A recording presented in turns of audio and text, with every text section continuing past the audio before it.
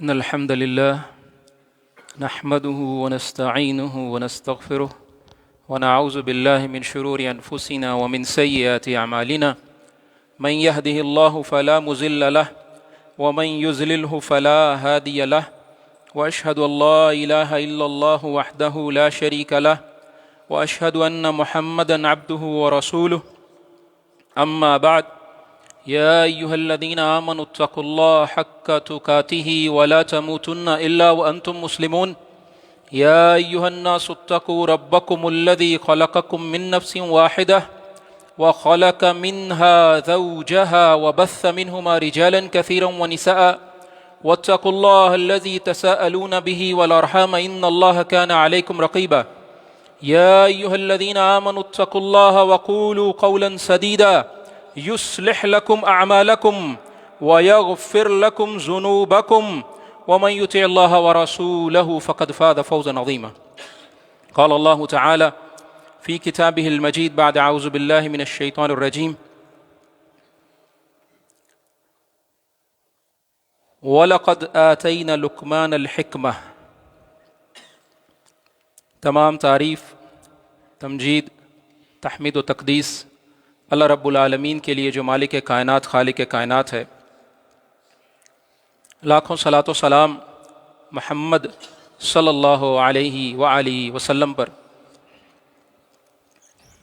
جن کو اللہ رب العالمین نے رحمت للعالمین اور خاتم النبیین بنا کر بھیجا۔ سورۃ لقمان قرآن مجید کی 31ویں 31 سورت ہے، اور اس میں اللہ تعالیٰ کے ایک نیک بندے، دانا، صالح، حکیم، صاحب حکمت لقمان، اللہ تعالیٰ ان پر سلامتی کریں، ان کا تذکرہ ہے۔ علماء لکھتے ہیں کہ لقمان علیہ السلام نبی نہیں تھے، بلکہ اللہ تعالیٰ کے ایک نیک بندے تھے۔ اس کے بعد ایک اقوالات، بہت سارے اقوال کی ایک لمبی فہرست ہے۔ اختصار اس میں یہ ہے کہ وہ اللہ تعالیٰ نے ان کو حکمت عطا کی تھی، ان کی نسبت سے ہی اس سورت کا نام سورۃ لقمان ہے۔ اور اللہ رب العالمین نے ان کی جو حکمت عطا کی تھی، اسی سے متعلق چند باتیں یہاں ذکر کی ہیں۔ تو پہلی بات جو یہاں ذکر کی گئی ہے کہ ہم نے لقمان کو حکمت دی، تو یہ اللہ تعالیٰ کا انعام ہوتا ہے کہ اللہ تعالیٰ کسی کو علم کی نعمت دیتے ہیں، کسی کو مال کی نعمت دیتے ہیں۔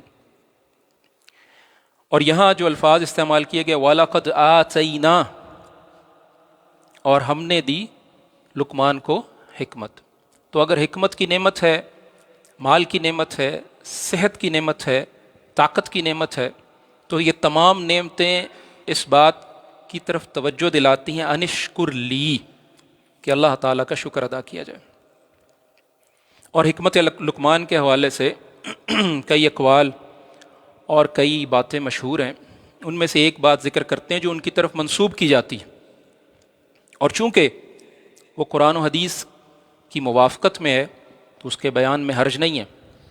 کہا جاتا ہے کہ ان کے مالک نے ان کو کہا کہ مجھے یہ بکری ذبح کرو اور اس میں سے 2 سب سے اچھے حصے لا کر دے دو۔ یہ آپ لوگوں نے بھی سنا ہوگا۔ تو وہ اس میں سے زبان اور دل لے آئے۔ دوبارہ مالک نے کہا کہ اس میں سے سب سے 2 برے حصے لے آؤ۔ ایک اور بکری دی، اس کو بھی ذبح کیا، تو اس میں سے 2 برے حصے زبان اور دل لے آئے۔ مالک نے کہا کہ میں نے تمہیں اچھے حصے کہا تب بھی تم دل اور زبان لائے، میں نے تمہیں برے حصے کہا تب بھی تم دل اور زبان لائے۔ تو انہوں نے کہا دل اور زبان ٹھیک ہوں تو یہ سب سے اعلیٰ اعضاء اور جوارح میں سے ہیں، اور یہ دونوں خراب ہو جائیں تو یہ ان سے برا کوئی نہیں ہے۔ قرآن و حدیث اس کی تائید کرتے ہیں، جی بالکل تائید کرتے ہیں۔ اللہ کے رسول صلی اللہ علیہ وسلم فرمایا الا ان فی الجسد المضغہ، الا ان فی الجسد مضغہ، کہ انسان کے جسم میں ایک لوتھڑا ہے، ٹکڑا ہے، اگر وہ درست ہو جائے اذا صلحت صلح الجسد کلہ، اگر وہ ٹھیک ہو جائے تو سارا جسم ٹھیک ہو جاتا ہے، الا وہی القلب، اور وہ دل۔ اور اللہ کے رسول صلی اللہ علیہ وسلم کی ایک اور حدیث ہے کہ آپ صلی اللہ علیہ وسلم نے فرمایا کہ جو مجھے دو چیزوں کی ضمانت دے، ما بین لحییہ و ما بین رجلیہ، تو یہاں زبان کا تذکرہ آ گیا۔ تو بہرحال زبان اور دل ایسے ہیں کہ ان کا لحاظ رکھنا، ان کا خیال رکھنا، ان کو اللہ تعالیٰ کی اطاعت پر آمادہ رکھنا، یہ بہت ضروری ہے۔ فرمایا وَلَقَدْ آتَيْنَا لُقْمَانَ الْحِكْمَةَ، ہم نے لقمان کو حکمت دی۔ اب اگر اللہ تعالیٰ علم دیتے ہیں، اللہ تعالیٰ مال دیتے ہیں، اللہ تعالیٰ قدرت اور اختیار دیتے ہیں، تو اس پر اللہ کا شکر ادا کرنا چاہیے۔ شکر ادا نہ کرنے والا قارون کی مانند ہوتا ہے کہ جس نے کہا کہ انما اوتیتہ علی علم، کہ مجھے یہ علم کی بنیاد پر دیا گیا، میری ایفرٹ۔ لیکن اللہ تعالیٰ کی طرف سے بندے سے مطلوب کیا ہے کہ بندہ چیزوں کو، اللہ تعالیٰ کی نعمتوں کو اپنی ذات کی طرف منسوب نہ کرے بلکہ اللہ تعالیٰ کی طرف منسوب کرے اور اللہ تعالیٰ کا شکر ادا کرے۔ تو پہلی بات اس میں شکر کی، اور شکر کے حوالے سے علماء یہ لکھتے ہیں کہ جب شکر انسان یا بندہ اپنے رب کا کرتا ہے تو اس میں 5 پہلو ہیں۔ پہلا پہلو یہ ہے کہ انسان جب شکر کرے تو اس شکر کے اندر عاجزی ہونی چاہیے۔ یعنی آپ کو، جیسے آپ دنیا میں کوئی آپ کو کوئی گفٹ دیتا ہے یا آپ کے ساتھ بھلائی کرتا ہے یا خیر خواہی کرتا ہے تو آپ کا دل جو ہے اور آپ کے جوارے جو ہیں اس کے لیے باقی لوگوں کی نسبت نرم ہو جاتا ہے۔ تو اللہ تعالیٰ نے جتنی نعمتیں آپ کے پاس موجود ہیں، میرے اور آپ کے پاس، میرا اور آپ کا جو سٹیٹس، میں کہا کرتا ہوں کہ میرا اور آپ کا جو سٹیٹس ہے اس وقت، یہ اللہ تعالیٰ کی نعمتوں کے ساتھ۔ اللہ تعالیٰ نے جو نعمتیں مجھے اور آپ کو دی ہیں ان میں سے کوئی ایک نعمت آج میرے اور آپ سے چھن جائے تو میرا اور آپ کا یہ سٹیٹس نہیں رہے۔ یہ آنکھیں، یہ ہاتھ، یہ کان، یہ زبان، یہ گفتگو، یہ کلام، یہ تکلم، یہ تبسم، یہ سب کچھ اللہ تعالیٰ کی طرف سے۔ ان میں سے ایک چیز بھی نہ ہو تو آپ کا یہ سٹیٹس نہیں رہے گا۔ تو عاجزی اللہ تعالیٰ کے سامنے، اور اللہ تعالیٰ کو عاجزی پسند ہے۔ دوسری بات، جس شخص نے یا جس ذات نے آپ کو نعمت دی ہے، آپ پر مہربانی کی ہے، آپ پر انعام کیا ہے، اس سے محبت رکھنا۔ تو اللہ تعالیٰ سے محبت سب سے زیادہ ہونی چاہیے۔ والذین آمنوا اشد حبا للہ، سب سے زیادہ محبت ایمان والوں کی اللہ تعالیٰ کے ساتھ ہوتی، اور بہت زیادہ محبت کرنے والے ہیں اس نسبت سے جو کفار اپنے معبودوں سے کرتے ہیں۔ تیسری بات، اعتراف نعمت ہونا چاہیے کہ اللہ تعالیٰ نے یہ نعمت مجھے دی ہے۔ کفران نعمت کیا ہے کہ اللہ تعالیٰ نعمت دیں اور بندہ اس کی طرف توجہ نہ کرے اور یہ کہے کہ یہ میری محنت ہے۔ تو اعتراف کرنا کہ یہ نعمت جو ہے اللہ تعالیٰ نے مجھے عطا کی ہے۔ اور چوتھی بات یہ کہ اس نعمت پر اس کی تعریف کرنا۔ الحمدللہ، جیسے نا کھانا کھاتے ہیں، آپ کو اتنی نعمتیں جو اللہ تعالیٰ عطا کرتے ہیں اس پر ساتھ آپ کو تعریف کا طریقہ بھی سکھا دیا۔ الحمدللہ الذی اطعمنی ھذا ورزقنی من غیر حول منی ولا قوة، اللہم لک الحمد انت کسوتنی۔ مختلف دعائیں، آپ لباس پہن رہے ہیں، آپ کھانا کھا رہے ہیں، آپ نے کسی کو مصیبت میں مبتلا دیکھا، الحمدللہ الذی عافانی مما ابتلاک بہ وفضلنی علی کثیر ممن خلق تفضیلا۔ تو یہ جو تعریف ہے شکر اور حمد اللہ تعالیٰ کی، یہ اس شکر کے اندر، جو شکر کا بنیادی پہلو اس کے اندر شامل ہونی چاہیے، تعریف اور حمد۔ اور پانچویں بات یہ کہ اللہ تعالیٰ نے جو نعمت دی ہے اس کا درست استعمال ہونا چاہیے۔ جیسے دنیا میں آپ کو ڈرائیونگ لائسنس ملتا ہے یا کوئی اور سہولت ملتی ہے یا اپرچونٹی ملتی ہے تو ساتھ اس کی ٹرمز اینڈ کنڈیشنز بھی ہوتی ہیں، بھی ایسے ایسے یہ کرو گے تو ٹھیک ہے، اگر یہ نہیں کرو گے تو یہی لائسنس جو ہے آپ کا معطل ہو جائے گا۔ تو اللہ تعالیٰ نے جو نعمتیں دی ہیں یہ درست استعمال ان کا، ان آنکھوں کا درست استعمال، ان ہاتھوں کا درست استعمال، اس زبان کا درست استعمال، اگر درست استعمال نہیں ہے تو آپ اس نعمت کا شکر ادا نہیں کر رہے۔ تو یہ 5 پہلو شکر کے حوالے سے ذہن میں رکھنے چاہیے۔ تو اللہ تعالیٰ نے لقمان علیہ السلام کو یہ کہا کہ وَلَقَدْ آتَيْنَا لُقْمَانَ الْحِكْمَةَ، ہم نے لقمان کو حکمت دی، اور حکمت کیا ہے؟ اصابۃ الحق والعمل، کہ انسان حق کو پہچان لے اور پہچان کر صرف زبان سے بولتا رہے، نہیں، والعمل بھی، اس کے ساتھ عمل کرے۔ اور یہ عمل علم کے ساتھ یہ انسان کو ایسے راستے پر لے جاتا ہے جس کی انتہا اور جہاں منزل جو ہے جنت ہوتی ہے۔ پھر فرمایا کہ فَإِنَّمَا يَشْكُرُ وَمَنْ يَشْكُرْ فَإِنَّمَا يَشْكُرُ لِنَفْسِهِ، جو شکر ادا کرتا ہے اس کا شکر اس کی ذات کے لیے۔ اللہ کے رسول صلی اللہ علیہ وسلم کی حدیث ہے، لو ان اولکم وآخرکم وانسکم وجنکم کانوا علی اتقى قلب رجل واحد منکم ما زاد فی ملکی شیئا، کہ تم میں سے سارے لوگ، سارے انسان اور جن، 8 ارب یہ، اور جن کو ہم گنتی نہیں کر سکتے، یہ سارے لوگ آدم علیہ السلام سے لے کر آخری انسان اور پہلے جن سے لے کر آخری جن تک سب اکٹھے ہو جائیں اور سب اللہ تعالیٰ کی فرما برداری پر آمادہ ہو جائیں۔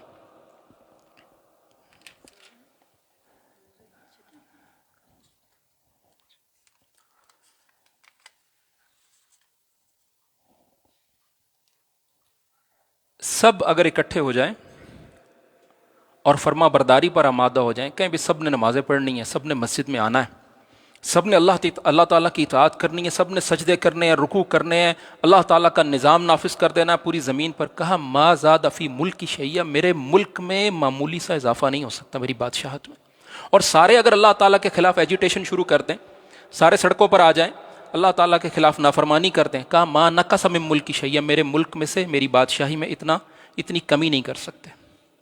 تو جو شکر کرتا ہے وہ اپنے لیے کرتا ہے، وہ شکر کرے گا، لئن شکرتم لازیدنکم، اگر تم شکر کرو گے تو اللہ تعالیٰ اور جو ہے تمہیں عطا کریں گے۔ تو ہم نے لقمان کو یہ حکمت دی، اور ساتھ اللہ تعالیٰ نے یہ بیان کر دیا کہ شکر گزاری کی جائے، اور جو شکر گزاری کرتا ہے وہ شکر گزاری سب سے پہلے اس کو خود کو فائدہ دیتی۔ ومن کفر فإن اللہ غنی حمید، جو کفران نعمت کرتا ہے، اللہ تعالیٰ کی نعمت کا انکار کرتا ہے، اللہ تعالیٰ کی ذات کا انکار کرتا ہے، تو اللہ تعالیٰ غنی ہے، بے پرواہ، اللہ تعالیٰ کوئی پرواہ نہیں۔ حدیث جو بھی ہم نے بیان کر دی، حمید وہ خود بہت بڑی تعریف کے قابل ہستی ہے، اور آپ دیکھیں کہ فرشتے مسلسل اس کی تسبیح اور تعریف کر رہے ہیں، تو انسانوں کی تعریف کی بھی اسے حاجت نہیں ہے۔ یہ جو تعریف آپ کر رہے ہیں، آپ سمیع اللہ لمن حمدہ، الحمدللہ کہتے ہیں، آپ کا اجر لکھا جاتا ہے، افضل الدعاء الحمدللہ۔ پھر فرمایا وَإِذْ قَالَ لُقْمَانُ لِابْنِهِ وَهُوَ يَعِظُّهُ، یہاں سے لقمان علیہ السلام کے نصاحے، ان کی نصیحتیں شروع ہو رہی ہیں۔ پہلی نصیحت جو لقمان علیہ السلام کر رہے ہیں وہ یہ ہے، لِابْنِهِ، اپنے بیٹے کو، قُوا أَنفُسَكُمْ وَأَهْلِيكُمْ نَارًا، ابتدا نصیحت کی کہاں سے ہو رہی ہے؟ اپنے گھر سے، اپنی ذات سے اور اپنے گھر سے۔ لِابْنِهِ، اپنے بیٹے کو، وَهُوَ يَعِظُّهُ، اور وہ اسے، یہ واعظ سے ہے، تو واعظ اور نصیحت کا آغاز کہاں سے ہے؟ جیسے اللہ کے رسول صلی اللہ علیہ وسلم کا کہ یا ایھا النبی قل لازواجک وبناتک ونساء المؤمنین یدنین علیہن، نبی صلی اللہ علیہ وسلم کہہ دیں اپنی بیویوں کو اور اپنی بیٹیوں کو اور مومنوں کو، دیکھیں ترتیب دیکھیے، ونساء المؤمنین، کہ وہ پردہ کیا کریں۔ تو یہاں کہا وَهُوَ يَعِظُّهُ، اور وہ نصیحت کر رہے تھے اپنے بیٹے کو، یا بنیہ، یا بنیہ، کیا یا بنیہ کا معنی ہے؟ اے میرے پیارے بیٹے، اے میرے پیارے بیٹے۔ تو یہ اسلوب ہے بچوں کو کی تربیت کا، واعظ کا، نصیحت کا۔ اوے نماز پڑھیا کر، اوے اللہ دے نال کسی نے شریک نہ ٹھہرایا کر، نہیں، کہا یا بنیہ، پورا لفظ استعمال کیا ہے، میرے پیارے بیٹے۔ تو یہ تکریم ہے بچے کی۔ بچے کو بھی اگر آپ نے نصیحت کرنی ہے تو یہ نہیں کہ اب میرا بچہ تو جو مرضی کرتا رہو، نہیں، یا بنیہ، قرآن نے آداب سکھا دیے۔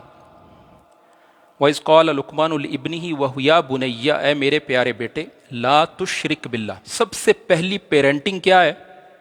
سب سے پہلی سکولنگ کہاں ہو رہی ہے؟ لقمان علیہ السلام کر رہے ہیں، کیا کہہ رہے ہیں؟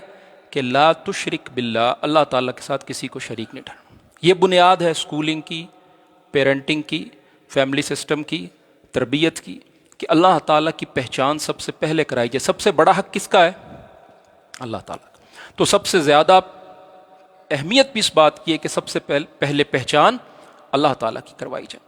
تو فرمایا لا تشرک باللہ، اللہ تعالیٰ کے ساتھ کسی کو شریک نہیں ٹھہرانا۔ بچہ ہے نا، آہستہ آہستہ سمجھ آ جائے گی، پہلے تو اسے یہ سمجھ آئے گی کہ میرے ماں باپ نے مجھے بڑی عزت اور تکریم سے یہ نصیحت کی ہے، اور اس کے بعد جیسے جیسے بڑا ہوتا جائے گا تو یہ بات اس کے ذہن میں راسخ ہوتی چلی جائے گی۔ تو لا تشرک باللہ، اللہ تعالیٰ کے ساتھ شریک کس کو کہتے ہیں؟ پارٹنر کو۔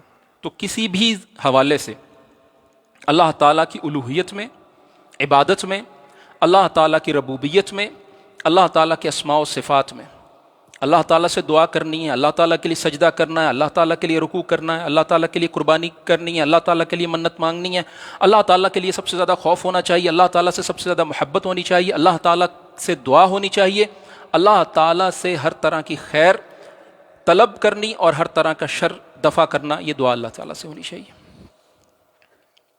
اسی طرح اسماء، صفات، ربوبیت، ان تمام میں اللہ تعالیٰ کے ساتھ کسی کو، جو اللہ تعالیٰ کی صفت ہے کسی اور کو نہیں، جو اللہ تعالیٰ کا اختیار ہے کسی اور کے پاس نہیں، جیسے اللہ تعالیٰ معبود ہے کوئی اور نہیں۔ اب یہ جو کانسیپٹ ہے کہ 3 in 1 یا 1 کہ ثالث ثلاثہ، کہ 3 میں سے ایک ہے، 3 of 1 کہ 3 میں سے ایک ہے، یہ اسلام کا، اس میں 3 کو ایک برابر کر دیا، ہولی اسپرٹ، جیسس کرائسٹ اور گاڈ یا اللہ، یہ تینوں ایک جیسے ہیں۔ اسلام یہ اس کی بالکل نفی کرتا ہے۔ تو لا تشرک باللہ، اللہ کے ساتھ شریک نہیں کرنا۔ پھر فرمایا ان الشرک لظلم عظیم، ظلم کہتے ہیں کسی چیز کو اس کی جو محل ہے، اس کی جو جگہ ہے، اس سے ہٹ کر رکھنے کو، اندھیرے کو۔ تو ظلم شرک سے بڑا کوئی نہیں ہو سکتا، عظیم بہت بڑا، یعنی اس سے بڑا ظلم نہیں ہے۔ تو آپ دیکھیں نا، لوگ ظلم سے ایک دوسرے کو منع کرتے ہیں، یا دیکھتے ہیں کہ کسی جس کے دل میں خیر ہوتی ہے تو کہتا ہے کہ بھئی آپ نے فلاں کی زمین پر قبضہ کر لیا، فلاں کے ساتھ زیادتی کی، تو آواز اٹھاتے ہیں۔ لیکن یہ جو اتنا بڑا ظلم ہے، اس پر لوگ بات نہیں کرتے، کہتے کوئی بات نہیں۔ تو اللہ تعالیٰ نے باقی ظلم، ہر ظلم برا ہے، لیکن یہ ظلم اتنا بڑا ہے اور اتنا برا ہے کہ اللہ تعالیٰ نے جو ہے اس کے بارے میں لقمان علیہ السلام سے سب سے پہلی نصیحت کروائی۔ دوسری بات، اچھا یہاں لقمان علیہ السلام نے جو اپنے بیٹے کو نصیحت کی تو کس کا حق بیان کیا سب سے پہلے؟ اللہ تعالیٰ کا۔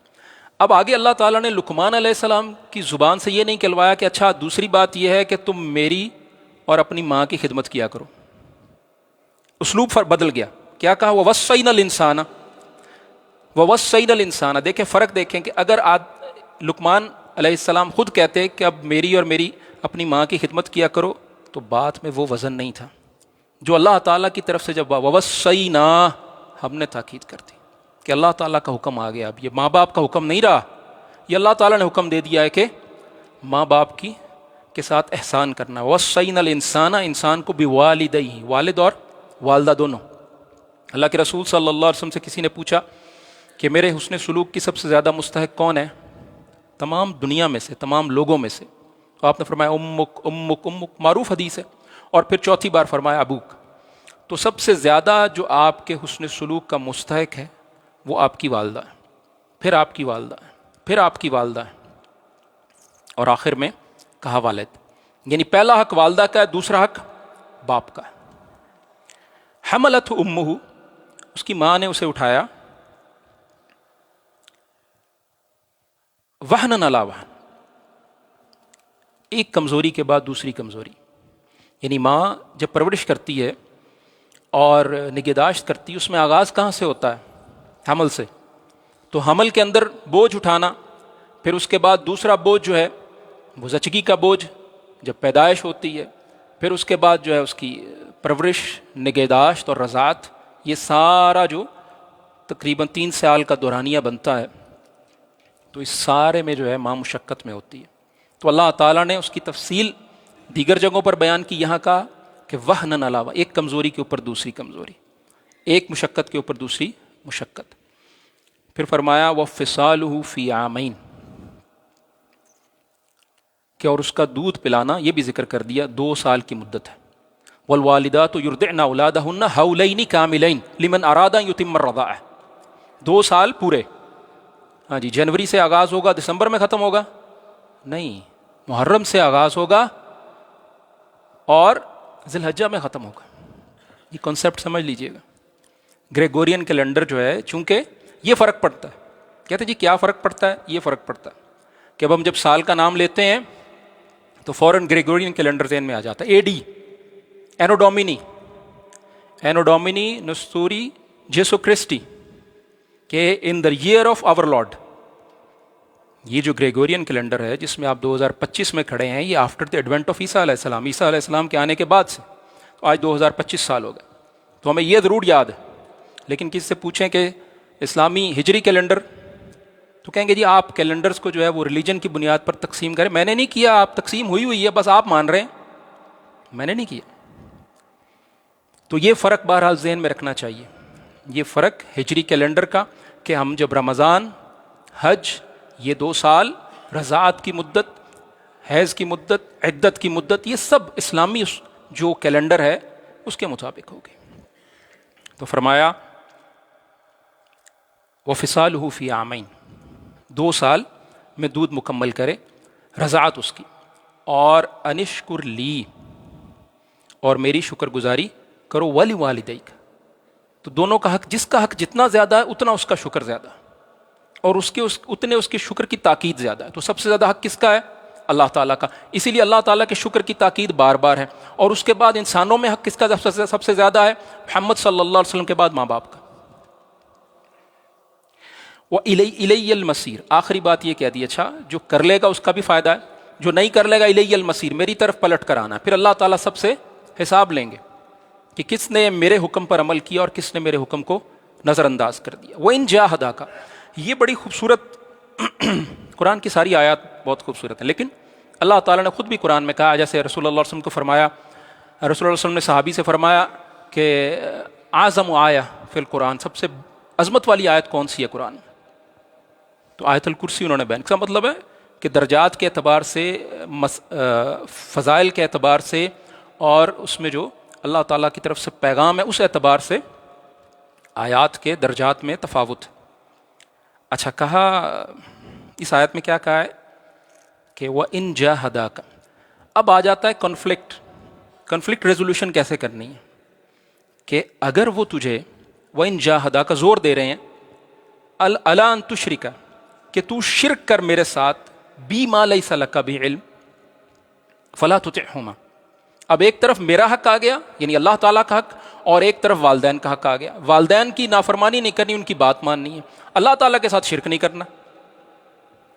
تو اب یہ کنفلکٹ کیسے دور ہوگا؟ اللہ تعالیٰ نے یہ بھی بتا دیا، اور اس کے لیے ضابطہ بھی بتا دیا کہ باقی معاملات میں آپ نے کنفلکٹ کیسے حل کرنا ہے. تو کہا وَإِن جَاهَدَاكَ، زور دیں، دباؤ ڈالیں، جیسے سعد ابن ابی وقاص کی ماں نے کہا کہ تو اگر اسلام نہیں چھوڑے گا تو میں کھانا پینا چھوڑتی ہوں، لے بھوک ہڑتال ہے، اور کر دی. لیکن سعد ابن ابی وقاص دین پر ڈٹے رہے.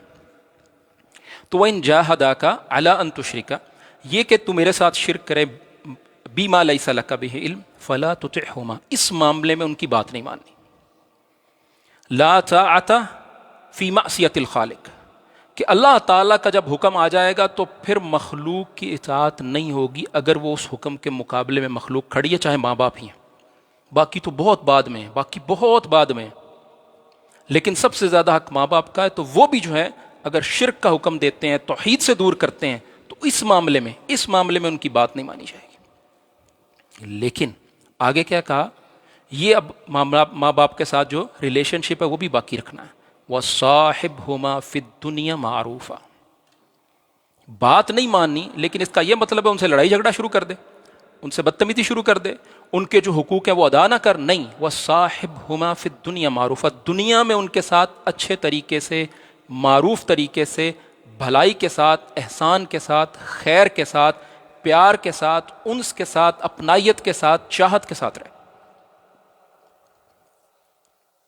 فی الدنیا معروفہ واتبع، اور لیکن راستہ کس کا اختیار کرنا ہے؟ اب اس معاملے میں ماں باپ کا راستہ اختیار نہیں کرنا. واتبع سبیل من اناب الی، جو میری طرف پلٹ کر آئے گا، اس کے راستے پر چلنا. جو حق کی بات بتانے والا ہے، عالم ہے، دین نبی ہے، فقیہ ہے، محدث ہے، کوئی بھی جو دین کی بات، خیر کی بات بتانے والا، اب اس معاملے میں شرک اور توحید کے معاملے میں ماں باپ کی بات نہیں چلے گی. اللہ تعالیٰ کی طرف سے جو بات کرنے والا ہے اس کی بات پر عمل کرنا اور اسی کے راستے پر چلنا. ثم الی مرجعکم، پھر تمہیں میری طرف لوٹایا جائے گا. فانبئکم، پھر میں تمہیں خبر دوں گا، بما کنتم تعملون، جو تم عمل کرتے تھے. اب دنیا میں یہ جو معاملات ہیں انسان کے ساتھ، انسان کے رب کے ساتھ، اور انسان کے جو دیگر معاملات ہیں اس کے، ساری دنیا کے اندر جو بھی وہ دن اور رات میں کرتا ہے. اب اس میں بہت سارے معاملات ایسے ہیں جس میں انسان سمجھتا ہے کہ جی میں نے یہ درست کیا، یا مجھے فلاں موقع پر ایسا کرنا چاہیے، یا میری عقل اس معاملے میں یہ کہتی ہے، یا میری سوچ اس معاملے میں یہ کہتی ہے، یا فلاں نظریہ یا فلاں تھیری یہ کہتی ہے. نہیں، ان سب کے مقابلے میں اگر قرآن مجید سب سے پہلا ریفرنس یا سب سے پہلا رجوع ہمارا جس طرف ہونا چاہیے وہ اللہ تعالیٰ کی کتاب ہے، کہ کسی بھی معاملے میں کتاب اللہ کیا کہتی ہے، اور اس کتاب اللہ کے بعد محمد صلی اللہ علیہ وسلم کی حدیث کیا کہتی ہے. تو قرآن اور سنت یہ دو ہمارے سورس ہیں. ان میں کسی بھی معاملے میں جب رہنمائی موجود ہے، اور الحمدللہ کوئی معاملہ ایسا نہیں ہے جو ہمارے دین اور ہماری بھلائی سے متعلق اور اس کے بارے میں قرآن و حدیث میں رہنمائی نہ، تو جب ہم اس کو اختیار کریں گے تو فائدہ ہے. بصورت دیگر اللہ تعالیٰ نے جو بات یہاں بیان کر دی، ثم الی مرجعکم، پھر اللہ تعالیٰ جو ہے جب پلٹ کر جائیں گے تو اللہ تعالیٰ خبر دیں گے، ہاں تم جو سمجھتے تھے کہ قرآن کے نظام کے مقابلے میں یہ نظام بہتر تھا، قرآن کے حکم کے مقابلے میں یہ حکم بہتر تھا، یہ سب باطل ہے. اگلی نصیحت، یا بنی انہا ان تک مثقال حبۃ من خردل فتکن فی صخرۃ او فی السماوات او فی الارض یأتی بها اللہ. یہ اللہ تعالیٰ کی قدرت اور طاقت، جیسے بچپن سے اب بچوں کو نیچر پڑھا دیا جاتا ہے نا، جی نیچر نے یہ کر دیا، مدر نیچر نے یہ کر دیا، بچوں کو یہ بتایا جا رہا ہے. لقمان علیہ السلام اپنے بیٹے کو یہ نصیحت کر رہے ہیں کہ بچپن سے اس کے ذہن میں یہ کنسیپٹ ڈیولپ کیا جا رہا ہے کہ اللہ تعالیٰ ہر عمل سے باخبر ہے، اللہ تعالیٰ تمہارے ہر عمل سے باخبر ہے جس جگہ پر بھی تم کرو. مثقال حبہ من خردل، رائی کا دانہ 1 ملی میٹر، مطلب ملی میٹر جو ہے وہ آپ ہاتھ سے تو یقینی بات ہے آپ پیمانے سے ناپیں گے، اور پیمانہ بھی جو ہے دقیق ہو، تو عام حالات میں یہ بہت چھوٹا رائی کا دانہ جو ہوتا ہے، تو فرمایا اتنا بھی اگر ہو، مثقال اس کے وزن کے برابر، من خردل فتکن فی صخرۃ، پتھر کے اندر، او فی السماوات اور آسمانوں میں، او فی الارض اور زمین میں. زمین کے اندر بندہ ڈال دو اور اس کے اوپر مٹی ڈال دو، بندہ مر جاتا ہے. لیکن زمین کے اندر کتنے ہی کیڑے، حشرات، جانور موجود ہیں، زمین کے اندر رہ رہے ہوتے ہیں، اور آپ دیکھتے ہیں وہ کھود کر جو ہے کبھی لون میں سے ادھر سے چوہا نکل آتا ہے، وہ کبھی ادھر سے نکل آتا ہے، تو وہ کہاں سے؟ وہ زمین کے اندر ہوتا ہے، رہائش اس کی. تو فرمایا اللہ تعالیٰ کو ہر اس چیز کی خبر ہے جو زمین کے اندر ہے، پتھر کے اندر ہے، آسمان کے اندر ہے، جس بھی جگہ پر ہے. تو یہ توجہ اور یہ کنسیپٹ اور یہ سوچ جب بچے کے دل میں ڈال دیں تو اسے معلوم ہو جائے گا کہ اللہ تعالیٰ کی ذات بہت بڑی ہے. میں جب بھی کوئی کام کر رہا ہوں اللہ تعالیٰ دیکھ رہے ہیں، میں گناہ کر رہا ہوں تو اللہ تعالیٰ دیکھ رہے ہیں، میں نیکی کر رہا ہوں تو اللہ تعالیٰ دیکھ رہے ہیں، میں راستے سے پتھر اٹھا رہا ہوں تو اللہ تعالیٰ دیکھ رہے ہیں، میں کسی کی گھنٹی بجا کر بھاگ رہا ہوں تب بھی اللہ تعالیٰ دیکھ رہے ہیں.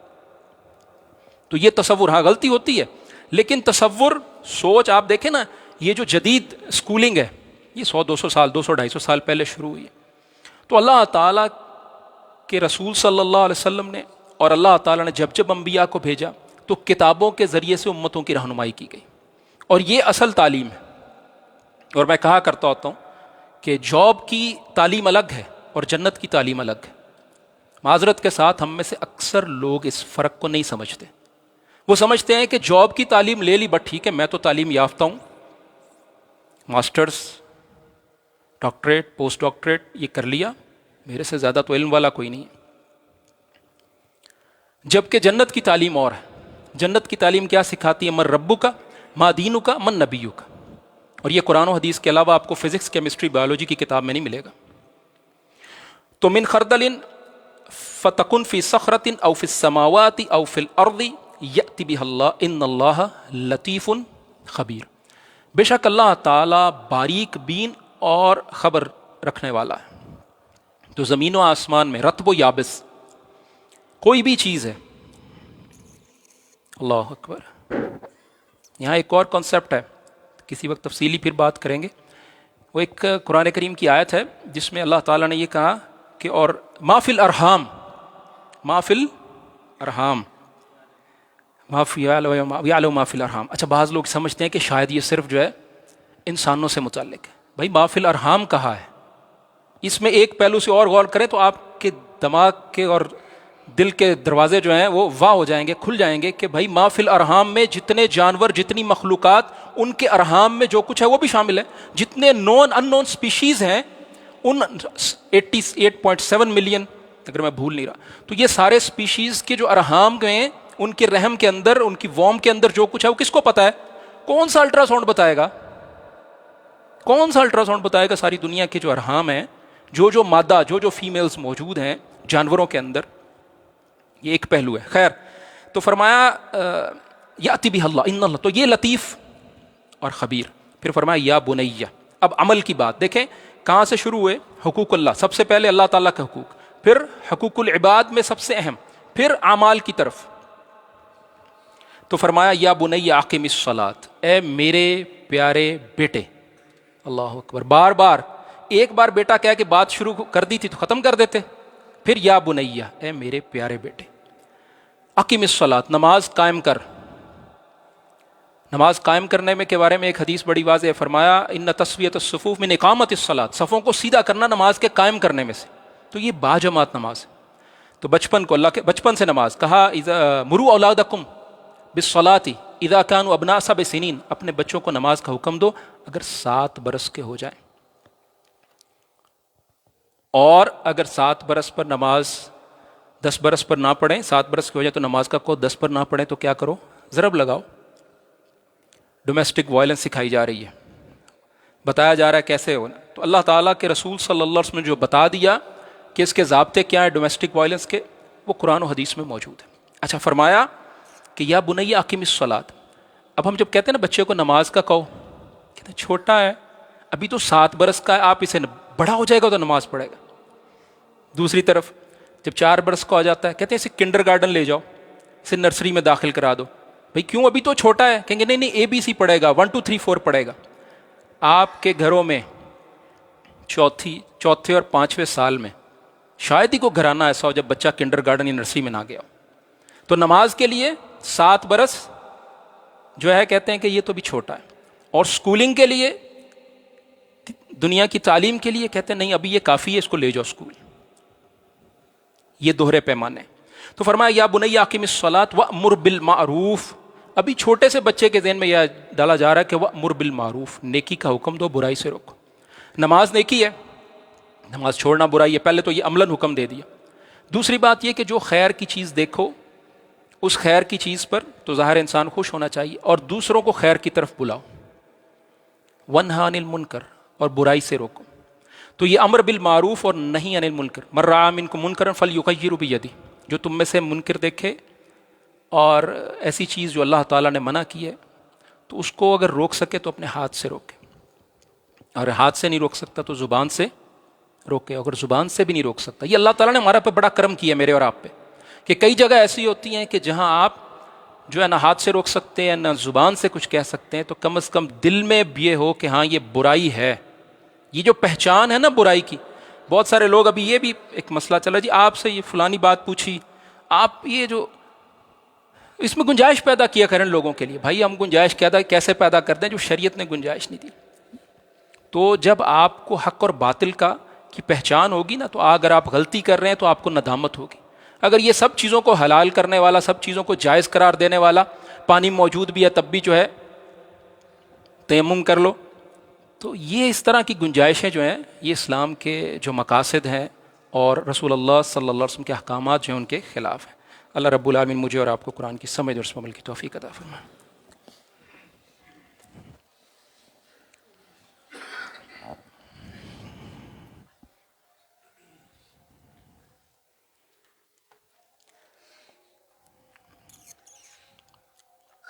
الحمد للہ والصلاة والسلام علی رسول اللہ رب اشرح لی صدری ویسر لی امری واحلل عقدۃ من لسانی یفقہوا قولی. تو فرمایا یا بنی اقم الصلاۃ وامر بالمعروف وانہا عن المنکر واصبر علی ما اصابک. اس پر جو مصیبت پہنچے گی نا، جب آپ خیر کی بات کہتے ہیں تو انبیاء کو اگر تکلیف پہنچائی گئی ہے تو پھر میں اور آپ کس کھیت کی مولی ہیں کہ ہمیں کچھ نہ کہا جائے. تو انبیاء پر پتھر برسائے گئے، رسول اللہ صلی اللہ علیہ وسلم کو جو ہے برا بھلا کہا گیا. تو جب تک آپ بہت زیادہ سافٹ رہتے ہیں تو پھر ٹھیک ہے، جو مرضی آپ کو روند کر چلا جائے. جب آپ اچھی بات کہنے کی کوشش کرتے ہیں، اچھی بات پہنچاتے ہیں تو بہرحال پھر مشکل آئے گی. اللہ تعالیٰ نے بڑے واضح فرما دیا والعصر ان الانسان لفی خسر الا الذین آمنوا وعملوا الصالحات وتواصوا بالحق وتواصوا بالصبر. تو یہ صبر جو ہے ضروری بن جاتا ہے، اور یہ انبیاء کا اسی لیے اللہ تعالیٰ نے اس کا اجر زیادہ رکھا ہے کہ اللہ تعالیٰ جو ہے صبر کرنے والوں کے ساتھ ہے. اللہ تعالیٰ ان کا اجر جو ہے بغیر حساب دے گا. تو وَاصْبِرْ عَلَىٰ مَا أَصَابَكَ إِنَّ ذَلِكَ مِنْ عَزْمِ الْأُمُورِ. یہ بڑا ہمت والا کام ہے، ہر بندے کی بس کی بات نہیں. وَلَا تُسَعِّرْ خَدَّكَ لِلنَّاسِ. اب وہ معاملات جو لوگوں کے ساتھ ہیں آپ کے، کہ لوگوں کے لیے منہ مت پھلاؤ. ولا تمشی فی الارض مرح، تو لوگوں کے ساتھ نرم محبت کے ساتھ. اللہ کے رسول نے فرمایا کہ نرمی کسی چیز میں نہیں ہوتی مگر وہ اس کو شاندار بنا دیتی ہے، اور سختی کسی چیز میں نہیں ہوتی مگر اس کو عیب دار بنا دیتی. تو اپنے مومن بھائیوں کے لیے نرم، غلقہ یاراں تو بریشم کی طرح نرم. تو فرمایا ان اللہ لا یحب کل مختال فخور، تو زمین میں اکڑ کے نہیں چلنا اور اپنا منہ جو ہے لوگوں کے لیے نہیں پھلانا، بلکہ عاجزی اور محبت کا رویہ، دوستانہ رویہ. اور اس کے بعد فرمایا کہ اللہ تعالیٰ کسی اکڑنے والے کو اور فخر کرنے والے کو پسند نہیں کرتا. اللہ کے رسول صلی اللہ علیہ وسلم کی ایک حدیث ہے کہ آپ صلی اللہ علیہ وسلم نے فرمایا کہ انا سید ولد آدم، میں آدم علیہ السلام کی اولاد کا سردار ہوں، ولا فخر، ولا فخر، اور اس پر بھی فخر نہیں ہے.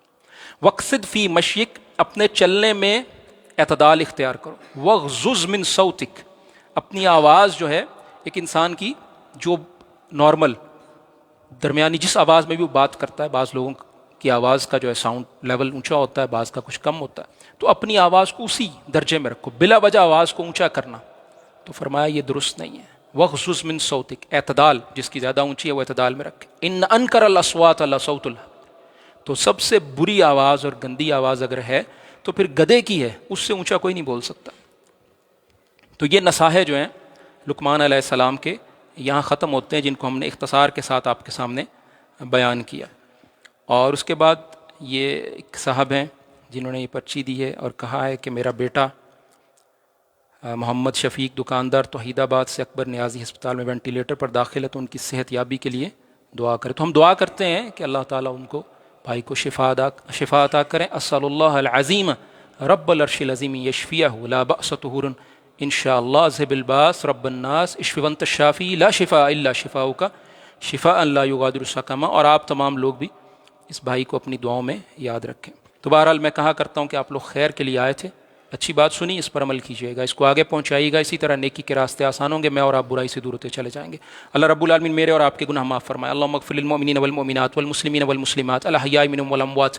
اللہم انصر من نصر دین وجعلنا منهم واخذل من خذل المسلمین ولا تجعلنا منهم.